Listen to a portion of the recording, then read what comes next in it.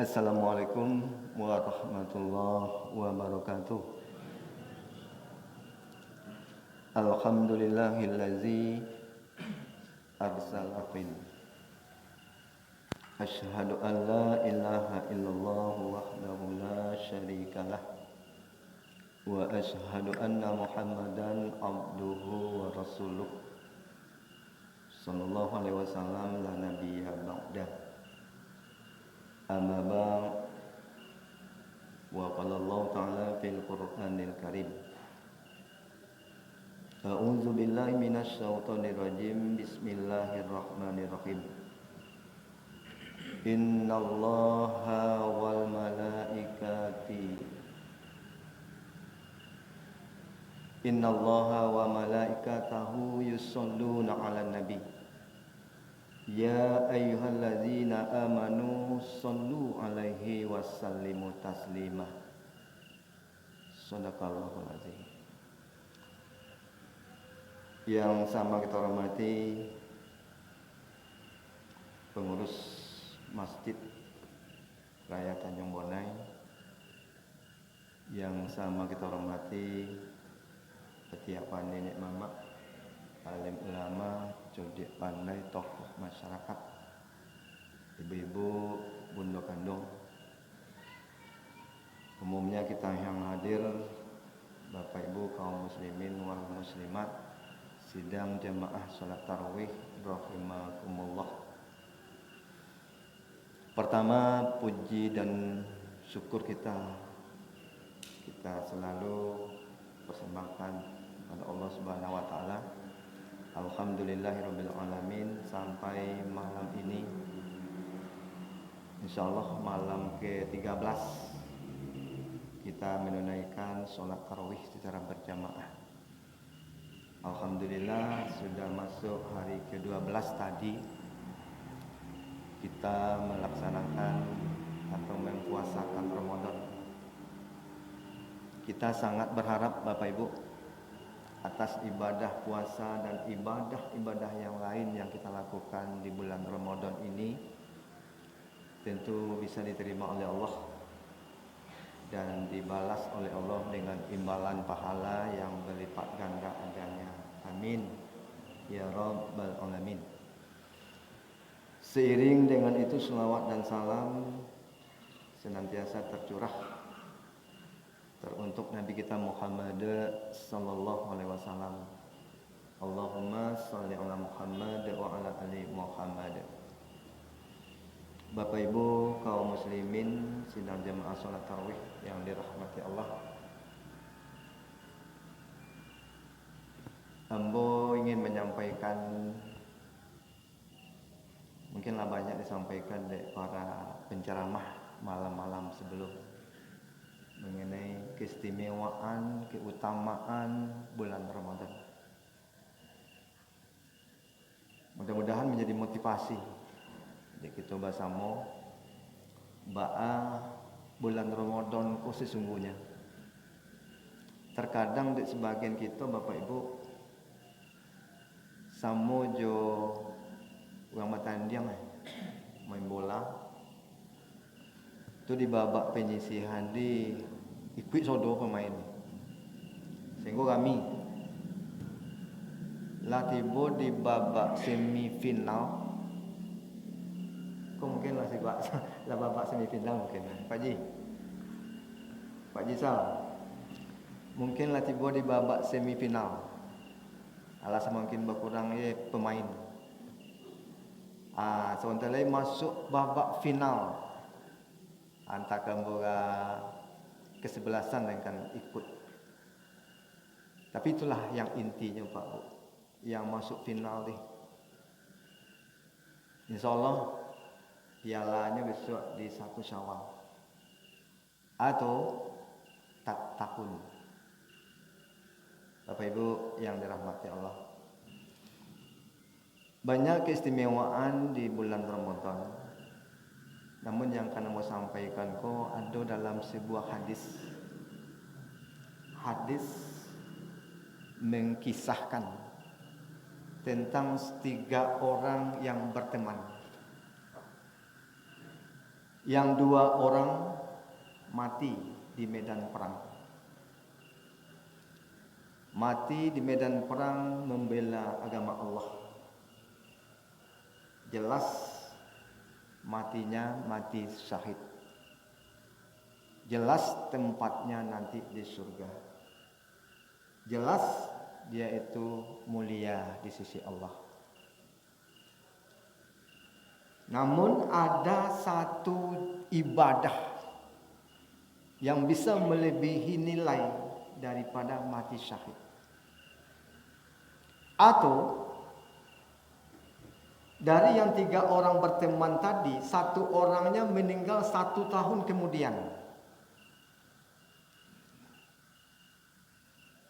Nah, tentang orang yang mati yang ketiga itu, bermimpilah salah seorang sahabat Rasulullah sallallahu alaihi wasallam.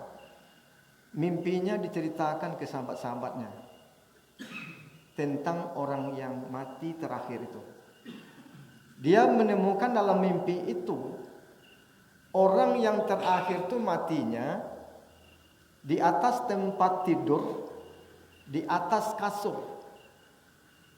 Dan dia lebih utama, lebih dahuluan masuk surga ketimbang yang mati syahid. Hal ini para sahabat tidak terima isi mimpinya. Masa iya? Mati di atas kasur, di atas tempat tidur. Saya lebih dulu pula masuk ke dalam surga ketimbang yang mati syahid. Tidaklah.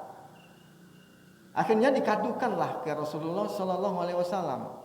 Ya Rasulullah, sahabat kita ini bermimpi tentang orang yang ketiga ini yang mati. Terus dia lebih duluan masuk surga ketimbang yang mati syahid. Apa benar ya Rasul? Apa jawab Rasulullah sallallahu alaihi wasallam? Alaisa qad kabasa hadza ba'dahu sanah. Bukankah kata Rasulullah, orang yang ketiga ini matinya setahun kemudian, yang berarti umurnya lebih 1 tahun dari yang berdua ini. Wa adraka Ramadan, dan dia bertemu dengan Ramadan. Fasoma, dia berpuasa dengan baik, puasa yang berkualitas. Dan selama 1 tahun itu dia beribadah, dia sholat fardu, dia sholat sunat, yang jumlah rakaatnya ribuan rakaatnya. Memang benar kata Rasulullah, bahkan jaraknya antara langit dan bumi. Bayangkan Bapak Ibu yang dirahmati Allah, jangan kita sia-siakan kesempatan yang lah dia gih Allah ke kita. Basuh kita je Ramadan sehat, kita isi Ramadan dengan ibadah yang sebanyak-banyak. Yo kok ponek-ponek saketek lah kita. Yo kok ngantuk-ngantuk saketek lah mata ni. Pasokin je lah mengaji. Kau ndakkan khatam ni kita sebulan Ramadan kau 1 kali. Enggak 3 kali jadilah. Dia setuju Pak Bu? Kalau tidak merugi kita Pak Bu, merugi. Mungkin Ramadan tahun kini kau Ramadan terakhir dari kita Bapak Ibu. Nah itu sekilas, mudah-mudahan menjadi motivasi dari kita. Terus firman Allah yang kita baca di awal itu surah Al-Ahzab ayat 56. Kata Allah di situ, Innallaha wa malaikatahu yusalluna 'alan nabi ya ayyuhalladzina amanu sallu 'alaihi wa sallimu taslima. Sesungguhnya Allah dan para malaikatnya berselawat kepada Nabi. Bayangkan Pak Bu, Allah, malaikat berselawat kepada Nabi. Sudah itu Allah perintahkan ke kita, ya ayyuhalladzina amanu sallu alaihi wasallimu taslima. Hai orang-orang yang beriman, berselawatlah kamu kepada Nabi. Ucapkanlah kata penghormatan kepadanya. Makanya Bapak Ibu, kalau kita limang perhatian, siapapun orang dan mengecek di muka, sesudah mengucapkan puja dan puji kepada Allah, pasti diiringi jom berselawat, mengajak. Penting berselawat tu Bapak Ibu. Kadang kita salah mengerti, salah menangkap. Kita sangka selawat tu doa, permohonan untuk Nabi. Nah, sehingga soalnya kita berselawat ke Nabi dia. Nabi itu kan lah joleh lah pasti masuk surga. Soalnya no. Selawat bukan merupakan permohonan, bukan juga doa, Pak Bu. Allah berselawat ke Nabi maknanya memberi rahmat. Malaikat berselawat ke Nabi maknanya memintakan maghfirah, memintakan ampun. Nah, kita manusia berselawat ke Nabi itu meminta rahmat. paling kurang, paling sedikit alasan kita berselawat ke Nabi itu ada 5 Pak Bu. Dan pertama berselawat kepada Nabi itu memang perintah Allah. Itulah ayat yang kita bacakan tadi. Dan kedua alasannya mengapa kita berselawat ke Nabi. Itulah salah satu cara untuk menanamkan rasa cinta kita kepada Rasulullah sallallahu alaihi wasallam. Untuk apa? Untuk apa rasa cinta kita tanamkan ke Nabi? Kalau rasa cinta kita ladu ke Nabi, tentu kita dengan mudah, dengan senang hati untuk melakukan apa yang diperintahkannya dan meninggalkan apa yang menjadi larangannya. Sama aja kita sesama manusia Pak Bu. Kalau rasa cinta kita ladu ke seseorang, apapun permintaannya, tingginya bukit akan daku daki, luasnya samudra akan aku seberangi. Demi apa? Demi memenuhi permintaan orang yang kita cinta. Dadu ni boleh do Pak Bu, dadu dan jauh kalau rasa cinta kita kepada Nabi Muhammad sallallahu alaihi wasallam sudah tertanam. Terkadang kita kan boleh cukuplah selawat tu waktu solat je. Tidak Pak Bu, seringlah kita berselawat. Bila nama Nabi disebut orang, paling kurang sallallahu alaihi wasallam. Selawat untuk kita sesungguhnya. Sudah tu alasannya yang ketiga mengapa kita berselawat ke Nabi. Berselawat, malaikat akan ikut mendoakan kita Pak Bu. Senada dengan apa yang dikatakan Rasulullah sallallahu alaihi wasallam. Barang siapa yang mendoakan seseorang, maka malaikat akan mendoakannya juga di waktu yang sama dengan doa yang serupa. Makanya Pak Bu, kalau kita mendoakan seseorang tu, doalah doa yang lancak. Pada itu, ya malaikat ikut mendoakan kita. Kalau buruk doa kita, dia dengan celaka kalian, dengan mati yang dah. Ulun sampai doa awak ni, doa malaikat berlaku dulu untuk kita. Tuh. Nang kaumpe alasannya manga kita berselawat kepada Nabi. Berselawat, Allah akan menahan bencana atau azab kepada orang yang berselawat. Allah tidak akan turunkan azabnya. Allah tidak akan turunkan bencana kepada orang-orang yang berselawat. Pak kata Allah dalam surah Al-Anfal ayat 33. Bismillahirrahmanirrahim. Wa ma kana Allahu liyu'adzibahum wa anta fihim. Allah tidak akan turunkan azab kepada mereka. Kenapa? Sedangkan engkau Muhammad berada di tengah-tengah mereka. Jadi dengan berselawat Pak Bu, seolah-olah kita menghadirkan Nabi Muhammad sallallahu alaihi wasallam di tengah kehidupan kita. Apalagi kini kok Pak Bu,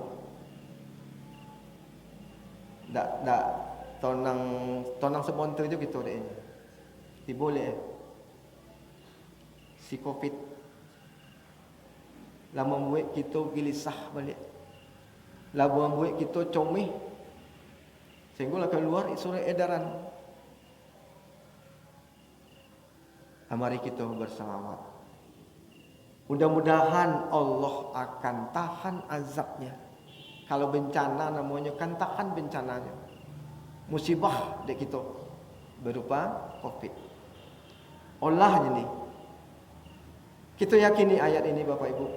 Wa ma kana Allahu liyu'adzibahum wa anta fihim. Allah tidak akan turunkan azab kepada mereka sedangkan engkau Muhammad berada di tengah-tengah mereka. Bapak Ibu yang dirahmati Allah. Banyak selebaran-selebaran Bapak Ibu. Kalau kita baca ada gurauan mungkin komennya ya. Kalau pulang mudik itu dilarang setelah tanggal 6 Mei. Berarti 6 Mei kemari bisa 5 Mei itu ada gitu. Sebelum tanggal 6 Covid ada dah. Kamu masih Covid. Mungkin nyo sibuk. Itu kok komen-komen itu. Jadi seolah-olah kok informasi Bapak Ibu, nan kalimo alasan mengapa kita berselawat kepada Nabi. Dengan berselawat itulah sebagai ungkapan rasa terima kasih kita kepada beliau. Pantaskah kita berterima kasih kepada Nabi Muhammad sallallahu alaihi wasallam? Pantas. Kenapa? Beliau telah berjuang habis-habisan, Pak Bu. Mati-matian. Untuk apa? Demi menempatkan kita di tempat yang bahagia dunia wal akhirat. Andai Nabi itu nak berjuang Pak Bu, tak lima sejik kok gitu ada. Pantas kita berterima kasih. Dan Allah tegaskan itu dalam surah Al-Hajj ayat 38. Kata Allah, Inna Allah la yuhibbu kulla mukhtalin fakhur. Sesungguhnya Allah tidak suka. Allah benci terhadap orang yang berkhianat dan tidak tahu berterima kasih. Bapak Ibu, jangankan kita lenak manusia yang diberi oleh Allah segala kelebihan. Wow. Tahu Bapak Ibu wow. Bila wow tu tak sopi atau butuh pertolongan lah, kita bantu. Pak Bu. Jo caranya mengucapkan terima kasihnya goyang-goyang ikut. Iko kita manusia yang diagi segala kelebihan akal, pikiran, lah ditolong nih. Lah tu nak jual dia gawat jangan terima kasih di kecil gawat tak menjual dia deh. Sakit pun tak dia Pak Bu. Pojo. Ada yang tolong model itu. Tak tahu terima kasih. Model itu. Makanya Allah pun tak suka, Allah benci terhadap orang yang tidak tahu berterima kasih. Jadi sebagai rasa terima kasih kita kepada Rasulullah sallallahu alaihi wasallam, mari kita loyal berselawat. Ikhlas. Sebab selawat itu untuk kita. Nabi Muhammad sallallahu alaihi wasallam andaikan sedunia orang Islam tak berselawat, yang beliau akan tetap menempati surga yang paling utama. Tak ngaruh. Berarti selawat itu untuk kita. Jadi mari Bapak Ibu senantiasa kita berselawat kepada Rasulullah sallallahu alaihi wasallam. Awalilah doa kita, permohonan kita dengan berselawat terlebih dahulu. Mudah-mudahan Allah akan kabulkan karena dibantu oleh malaikat doa kita tu.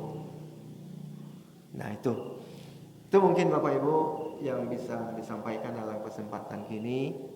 Mudah-mudahan bermanfaat di kita bersama dan jangan semakin ke ujung Ramadan ko semakin susui lo jamaah, berkurang jamaah. Itu satu perlakuan kita yang salah. Justru semakin ke ujung tuh pahala dari ibadah tuh amat berlipat ganda. Di situ adanya Lailatul Qadar. Kita ramaikan kembali Bapak Ibu, hilangkan tradisi-tradisi yang salah tuh. Mari, semakin ke ujung Ramadan semakin kita ramaikan. Banyak maaf atas segala kekurangan Bapak Ibu. Terima kasih atas perhatian kita bersama. Billahi taufik wal hidayah. Assalamualaikum warahmatullahi wabarakatuh.